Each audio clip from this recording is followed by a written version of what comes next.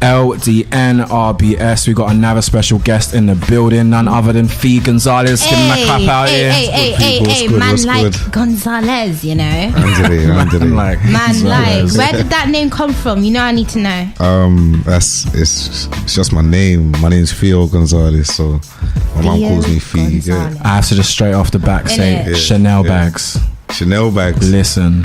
That's people's favorite. This is it. I got put onto your music not too long ago, about a month ago. Yeah. And then I heard Chanel bags shortly after. Yeah. From then on, I knew we needed to meet. Yeah. From then, I literally big tune. That's dope. Back to basics. Tell me about it. Do you buy a lot of Chanel bags?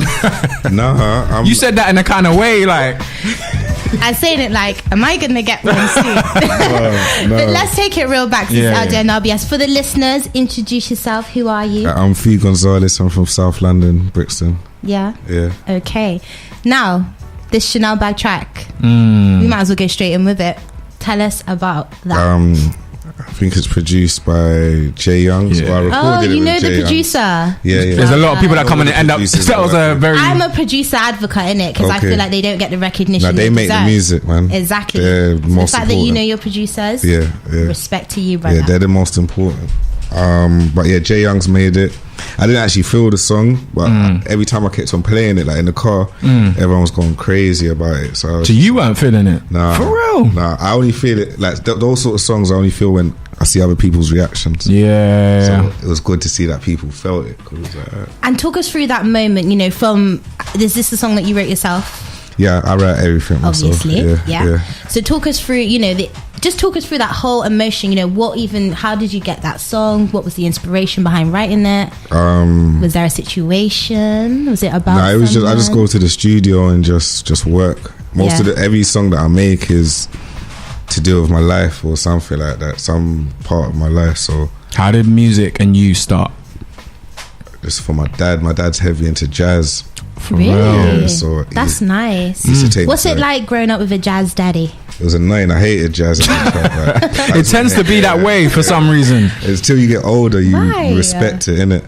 Why did you hate it? I just wanted to listen to rap and R&B and that sort of stuff. My mum was into that. So what kind of artists were you listening to growing up? Well, were they playing that you listened to? Like Aaliyah, 50, Tupac, that sort of stuff. But my dad was into like heavy saxophone, like taking Ronnie Scott's, all that.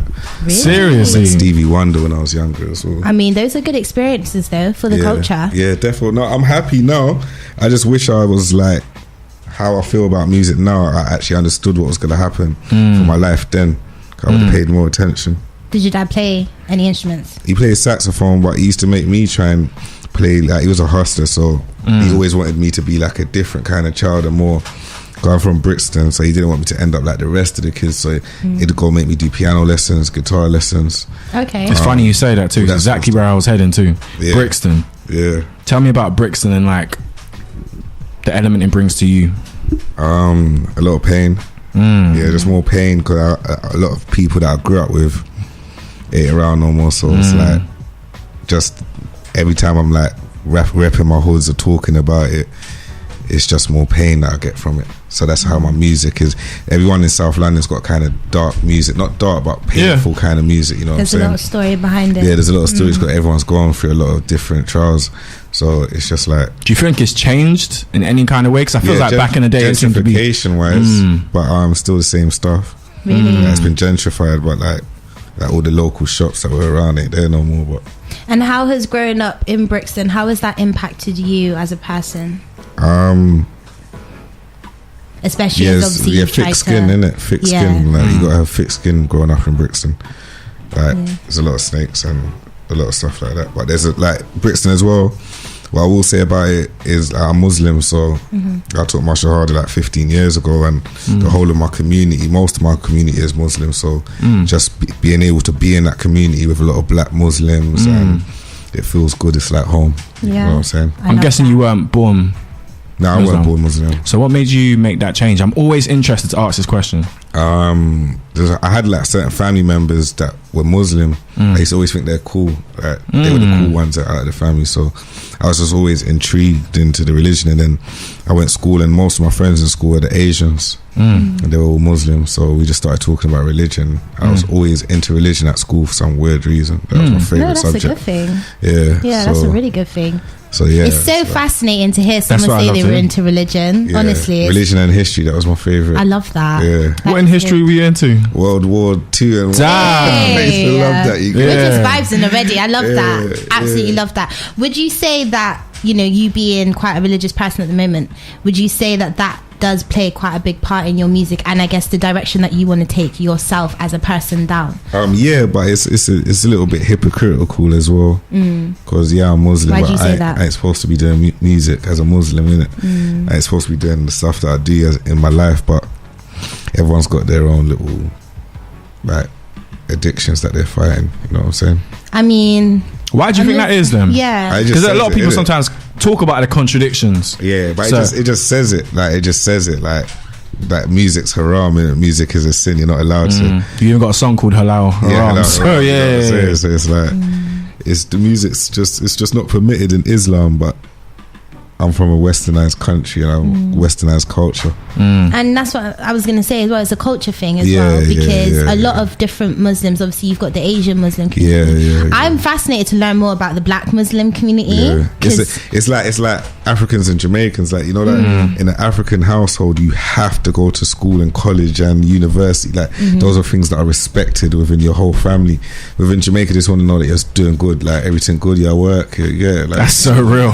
That is so money. real. Yeah, it's true. Literally, it is true. So would you say that you feel, is there ever an element of you feeling like you should be doing something better to become more? Yeah, always. I've got a son as well. He goes to Islamic school as well. So it's nice. like, how old is your son? He's 8. So where it's like, what's his name? Kian. I like that. That's a nice name, Kian. Means king. Is it Kian Gonzales? Yeah, Kian. Hey, he got a sick name. He's got a sick name. You got a good legacy of names running your name, my I need some more. Real. Are you single? No, I'm not single. Oh, okay. So you need to tell wifey then, isn't it? That you're ready. Yeah, she knows. Then inner questions there, but it's okay. Love that. But recently you also dropped your freestyle with Joey Calypso. Joey, my guy. When I mean, that's another moment where I was like, I'm feeling this. So tell me about that whole experience and how that came about.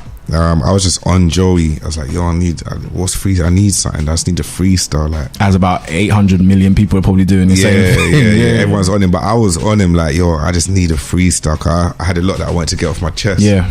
But I needed the right platform to do it. And I love freestyling like that. Yeah. Like, so, yeah, it was dope. It was just dope. It was dope. Lyrics wise, I can't remember when I wrote it, but I hollered at Essay produced the beat, and it just connected. Like the first 16 just connected. Just before, when you were writing that, what kind of message was you thinking, if I want to get myself across here, what kind of message are you thinking to put to the people? A lot of people's got a different concept of me, like so people that I've been rapping for like 8 years, so like industry wise, releasing videos, everything, so certain people have a different concept of me, but I just wanted people to see that the change, like the mindset, the change in the mindset, see the progression lyrically, the flows. Like I feel like everyone's supposed to feel like this. I feel like I'm one of the best at what I do, innit? So I just wanted people to see why, innit, I feel like this. When you say the change in the mindset, what do you reckon changed? Everything. I just ended up losing more people, more things happening in my life, so it's just like more contradictions, more like blessings, different kind of blessings. So it was like I just wanted to pull it out in the music. You strike me as like a thinker. Yeah. Am I wrong? Yeah, kinda. I don't really think that much. You looked at his voice and I don't really think that much. I don't really think that much. Yeah. I just talk a lot when it get. I'm a thinker when it comes into the music. Yeah. Like when the music, I think too deep sometimes. It's like I won't put out songs. I got like 200, 300 songs, and I won't put them out because I'm thinking, no, it's not for now. It's not now. Even recently, you seem like you've got attention from people. Like I see Stormzy showing love to you. I see Steve-O the Madman showing love to you. How is that like coming about too, do you reckon? It's cool. It's not. I don't really expect it. I rather like people just message me in my DM and say, "Yo, this was sick." Like, has that been happening? Yeah. Sound like with certain people, but I prefer stuff like that. Like Steve-O really will message me and be like, "Yo, boom, boom, boom, boom, this track.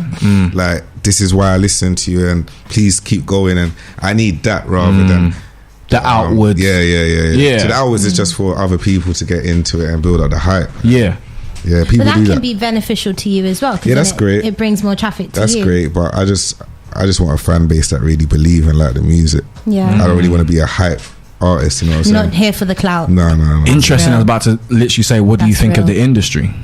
Because this is we know what. I like the industry. It's an industry. We need an industry in it, but it's cool, man. It's cool. I just need to get into it, like and run it. I just want to control it and just have more quality control, because when you have people at the top with great music, it brings up new artists with great music. If you have someone at the top with crap music, it's going to bring up artists with crap music. You know Only last week we were just talking about two being self-reliant or potentially being signed. Yeah. When you look at, because there's a rise clearly going on with yourself. Yeah. When it comes to music and your brand at least, do you feel like being self-reliant is way more important than maybe signing eventually? I don't know. Times are changing, so it's like you can do it self-efficient. But I've always thought a label was good as long as the label is like you're going to change your life. I don't expect to sign a deal and my life ain't changed. You know what I'm saying? I expect to sign a deal and I'm saying to my bedroom like, "Yo, tomorrow flying out." Must be real. Real. So let's talk the new single that you dropped, Back to Back. Back to back. Oh yeah, you're right. Yeah, Back to Back with Young Fume. Yeah. Seems like you guys collab a lot. Shout out my guy. Seems like you and Fume have a great relationship. Yeah, that's little bro.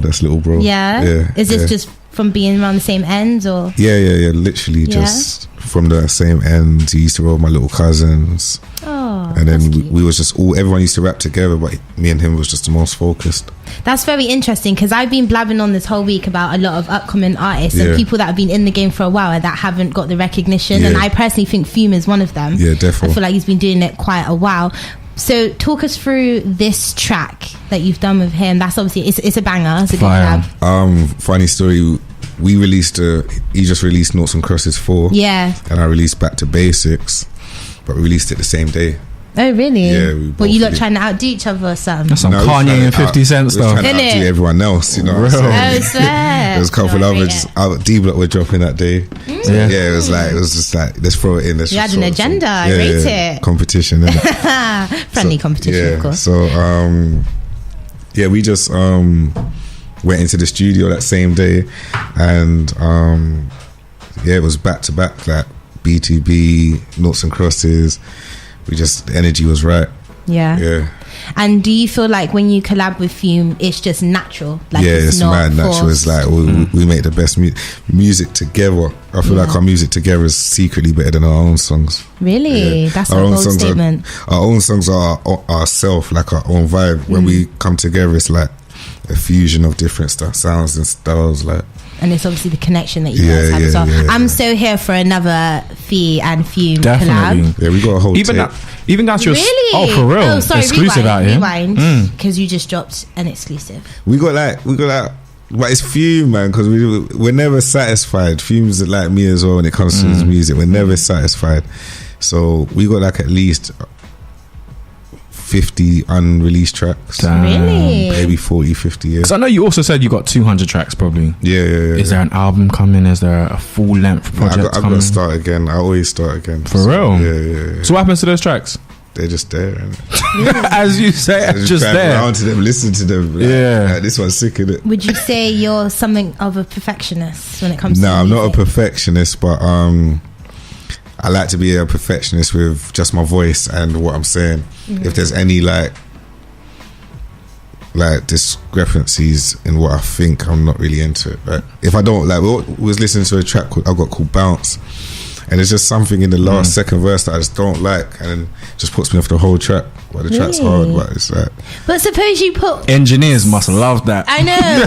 Suppose you put so much time into the whole track, and there's one little ounce. Instead of just changing, you do the whole song. Most of my tracks just right on the spot, like 10, 15 minutes, 20 minutes. Really? Just finish, yeah. I bet one of them guys that take me. Lively. I one of them guys that takes me like an hour to make a song. You know what I'm really? saying? 2 hours a day. Send it to me. I've got to go home right now. And get this done now. In the next 5 years, where do you reckon Fee Gonzales would be? I was trying to control the label and bring through new artists. Really? Like movies and stuff like that. Really? I love it when I hear someone respond something that's outside the box. Yeah, literally, different. Rather than just a simple, I'm trying to be poppy. What are you trying to call the label? Well, me and Fume were just, this is exclusive. Me and Fume were just about to launch New Wave London. New Wave London. Like you heard it here first on LDNRBS. Definitely. We don't give you. So, what's the ambition with that? Just to push through real talent. Like, it's hard for a lot of people that are really talented to shine. This is true. And I love to work with people that are real musicians and really like everyone's the best at what they do. I can never knock a guy and say he's not. That's his life. That's his story. I can never say his story, so he's going to say his story the best. So however he's projecting it, from it touches, it's the best in it. So I just want to push through talent that I think is the best. And who are you listening to at the moment? Myself, really. Yeah, I will listen to Future's new album. Really? I still need to listen to that. I haven't listened to it. Is it good? Yeah, it's alright. It's kind of depressing, but I like. It's kind of depressing. I like depressing. Why? music. Future depressing. Yeah, it's not about strippers and hoes this time. No. Okay. He's talking more about that suicide and stuff. Seriously. Yeah, I'll be the verdict of this. There's that one song where he has to turn up, but Really? Future? Interesting. Yeah. So do you not listen to any female artists? Singers, generally rappers. We got some good female rappers as well. Yeah, we have. I think Lady Leisha is one of the best artists in this country. Not even just she's a female. I think she's one of the best. She slept on heavy. Yeah, she's like an Eminem for UK. Agreed. Yeah. Wow, Mum said Eminem. I like that. IMDb. Yeah. Sick. IMDb's dope. Sick. I like Steph London. Like Jamaican style, you get it, bro. I like Miss Banks. They're all cold. Paigey Cakey, they're all cold still. Yeah. And what is your socials for the people too? Fee Gonzales, everything. FEE Gonzales. And if there is anything that anyone that doesn't know Fee Gonzales, why should they listen to you? It's just gonna touch your soul, innit? You're just gonna hear it and think, wow, like it's deep. I feel this. So by the collab that you've got coming up with Fume, who are any other artists that you want to collab with or are? I always say no, but that's wrong. I'm not gonna do that this time because there is. I'm not sure off the top of my head. I'd have to really think about it. But like singers wise, I want to work with Georgia Smith, Mahalia. Definitely. Very sick people. Yeah. And there's a lot of amazing up and coming singers too. Yeah. It's just finding them. Mira May, she's cold. Yeah. Cold. She'll be up here soon. She's just hyped. Yeah, man. We co-signed Mira. She was here. She did she join must have been hyped too. She is. She was full of energy. You and her must have got along we good. did that. Literally. I do like Mira. So obviously you've done your Hardest Bars freestyle. When are we going to see a show? I want to be able to go to a Fee Gonzales show. Yeah. My management. You just looked straight at management when you said about a show. Yeah. He said they're coming up soon, and he looked serious when he said it too. So I ain't even gonna. He gave me the Alan Sugar. Yeah, he knows what he's talking about. Still, rubbed his hands and was like, yes, trust me. Like he's got it all patterned already. Just you see the hardest. You know what I mean? He's ready. You see what I be doing? Don't be asking me too much questions. Trust me. But LDNRBS, Fee Gonzales, we had to bring you up here. Shout out to you, LDNRBS, man. Yeah, great.